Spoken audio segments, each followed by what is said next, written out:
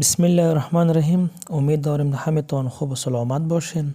میخوایم امروز براتون چک کردن فرم آنلاین پاسپورت براتون نشان بدیم. در نخست ما میایم گوگل که همه دیم در گوگل فقط چیزی میکنیم، فقط پاسپورت سرچ میکنیم. پاسپورت که نوشته کردیم باز یک لینک بر ما میایم که لینک اون وبسایت مربوط ریاست پاسپورت عمومی می باشه. باز در بخش دیسکریپشن هم لینک ما ریاست پاسپورت هم میمونیم که باز میتونیم اون طریق هم فرم خود چیزی کنیم چک کنیم. وقتی که داخل لینک آمدیم اینجا گوگل سرچ کردیم ریاست خالی پاسپورت بر ما فرم نخست چیزی می فرم آنلاین پاسپورت سر میز کلیک میکنیم. بعد از اون ما را داخل ریاست وبسایت ریاست پاسپورت میکنم. وقتی که داخل ریاست پاسپورت شدیم اینجا فقط یک بخش از بخش مینو سر می کلیک میکنیم. وقتی که کلیک کردیم سر بخش مینو بر ما یک گزینه باز میشه به اسم جستجو. همون چیزی میکنیم کلیک میکنیم گزینه جستجو. تمام چیزها رو اینجا ثبت می باشه. وقتی که جستجو را کلیک کردیم بر ما صفحه باز میشه.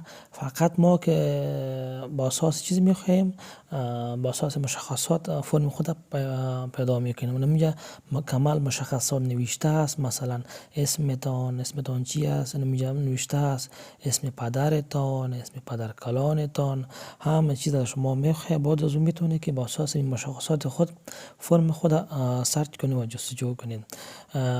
و در بخش اخیر که تاریخ تولد میخواهد که باید تاریخ تولد با اساس هم فرم که ثبت نام کردیم همون را به دقیق برسانیم. بعد از او که مکمل مشخصات وارد کردیم بعد از او بخش جستجو را کلیک میکنیم و داخل صفحه میشیم.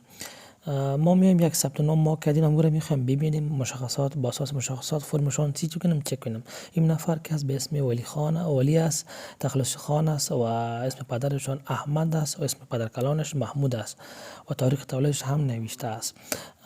ما نخست میایم البته اسمشان میگیریم بعد از او اسم پدر و اسم پدر کلان و تاریخ تولدشان در سایت ریاست پاسپورت میزنیم تا فرمشان بر ما معلوم شود که برشان تاریخ داده یا نداده.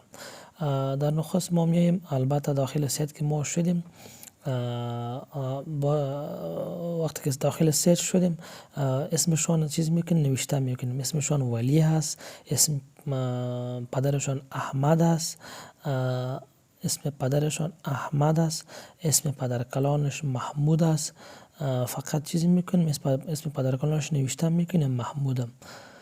وقتی که محمود نوشته کردیم ما محمود نوشته میکنیم. بعد از او تاریخ تولد چیزی میکنیم میبینیم که اول تاریخ تولد چیزی میکنیم با اساس فرم انتخاب میکنیم. اول سال انتخاب میکنیم، بعد از او ماه انتخاب میشه، بعد از او روز انتخاب میشه. مثل این اول میایم سال انتخاب میکنیم، سالشان میم اول که سالی که انتخاب کردیم نمی سالشان است بخش سالی که انتخاب کردیم. بعد از اون ما انتخاب میشه، ما که انتخاب شد ما اجازه هستم، یعنی در ما اجازه ثبت نام کردم البته تاریخ تولدشان است. و بعد از او همون روز انتخاب میکنه، یعنی کدام روز که تولد شده روز 4 است، 4 انتخاب میکنه. بعد از او که 4 انتخاب کردین مثل اول سال انتخاب کردین، بعد ماه، بعد روز مکمل مشخصات وارد کردین. بعد از بخش جستجو را کلیک میکنی و فرم خود چیزی میکنی سرچ میکنی.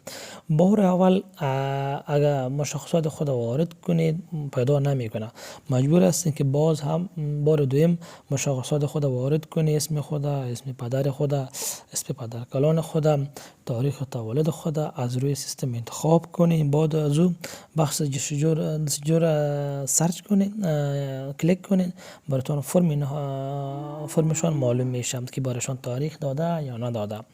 وقتی که مکمل چیزها را وارد کردیم ماهیش هم انتخاب کردیم، روزش هم انتخاب کردیم، از تاریخ تولدشان بعد جستجو میزنیم. وقتی که بخش جستجو را زدیم بر ما فرمشان میآید، فرم نهاییشان میآید مکمل مشخصاتشان نوشته است به فارسی و به انگلیسی مکمل، نمبر تذکره، تاریخ تولد، آدرس فعلی و اصلی مکمل همه چیز نوشته، اندازه قد همه چیز. ما فقط در بخششان چیزی بخش بادی را ما کار داریم، بخش بادی را ما کلیک میکنیم تا برای ما فرم چاپ شود. بعد از اون مرحله دوم میریم، مرحله دوم که مربوط عکس و امضا می باشه. امر اینها کار نداریم، فقط ما پایین در بخش بادی را چیزی میکنیم، کلیک میکنیم تا با مرحله بادی برم. مرحله بادی که سیوم است، در اینجا هم ما کار نداریم، اینجا هم فرم نیست. بعد از بادی را هم چیزی میکنیم، کلیک میکنیم و میریم به مرحله چهارم و پنجم و ششم و هفتم. وقتی که مکمل به مرحله پیش رفتیم، مرحله چهارم رسید، باز از مرحله پنجم میام، با مرحله پنجم میریم، باز از مرحله پنجم به ششم میریم، از ششم به هفتم و هفتم به هشتم، هشتم به نهم. فقط کار ما که است در مرحله 9 است، باید به مرحله 9 خود باید برسانیم. به مرحله 9 که رسیدیم، در بخش پایین فقط چاپ فرم بزنیم. چاپ فرم که زدیم بر ما فرم دانلود میشه، یعنی به شکل پی دی اف بر ما دانلود میشه، بر ما نشان میده که بر ما تاریخ داده یا نداده.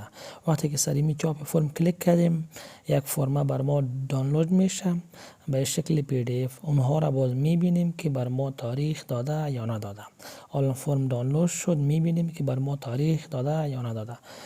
فرم خود چک میکنیم، میبینیم مشخصات خود، میبینیم بارکد خود، میبینیم که می فرم هستم و مکمل. وقتی که تاریخ بر ما نشان میده، در بخش اول که سرخ رنگ هست، اینجا بر ما یک تاریخ نشان میده. باز به اساس همون میتونیم که فرم نهایی به مو تاریخ چیزی کنیم، دانلود کنیم. مثلا یک فرم رو ما گرفتیم، اینجا ببینید که مکمل امو تاریخ برشان نشان داده. یعنی که می تاریخ براتون نشان داده، به این معنا میده که به می تاریخ فرم نهایی تان میآید، به می تاریخ فرم نهایی تان میآید و بعد می فرم نهایی است. به این شکل فرم نهایی تان که آمد به رنگ سرخ که است بالا، از شروع الی ختم رسمیات، نمی که از مراجعه برای ریاست پاسپورت است. یعنی به این تاریخ باید برای ریاست پاسپورت یا ملت پاسپورت مراجعه کنیم. فقط دولت ها که از 3 روز الی 1 هفته وقت داره و کابل تا 3 ماه الی 4 ماه وقت داره، میتونه که در 3 ماه الی 4 ماه هم مراجعه کنه.